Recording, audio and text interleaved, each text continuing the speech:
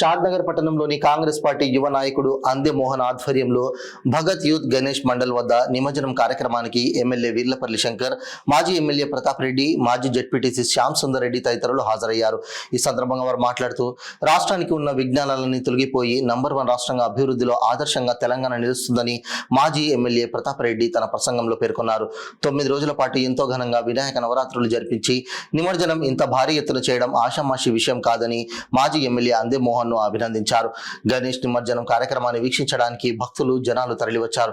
ఇందులో యూత్ కాంగ్రెస్ అధ్యక్షుడు శివసేనారెడ్డి, మాజీ ఎంపీ సిరిసిల్ల రాజయ్య తదితరులు పాల్గొన్నారు. ప్రతిష్ఠించడం జరిగింది. 11 రోజులు ఇష్టం నియమాలతోని, అత్యంత భక్తి శ్రద్ధలతోని, చిత్తశుద్ధితోని ఆ యొక్క వినాయకుడు కొలవడం జరిగింది. మరి నవరాత్రులు పూర్తి చేసుకొని ఈరోజు నిమజ్జనోత్సవంలో మరి ఎంతో పెద్దలందరూ కూడా పాల్గొనడం జరిగింది. చాలా మంచి కార్యక్రమం, ఎక్కడ జరగలేని కార్యక్రమం అంగరంగ వైభవంగా జరుగుతూ ఉంది. కాబట్టి ఈ యొక్క కార్యక్రమం భక్తులందరూ కూడా కళ్ళార విందుగా చూస్తూ ఉన్నారు. కాబట్టి చాలా సంతోషం. ఆ విఘ్నేశ్వరుని వేడుకుంటా ఉన్నాం.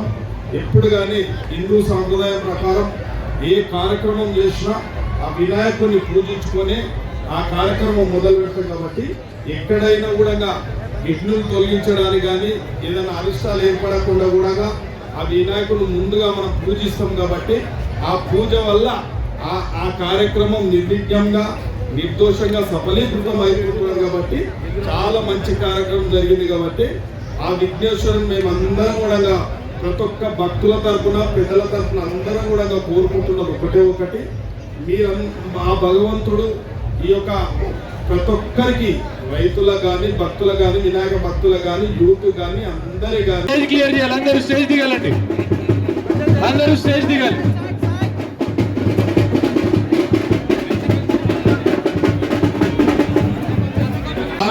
మండల కేంద్రంలో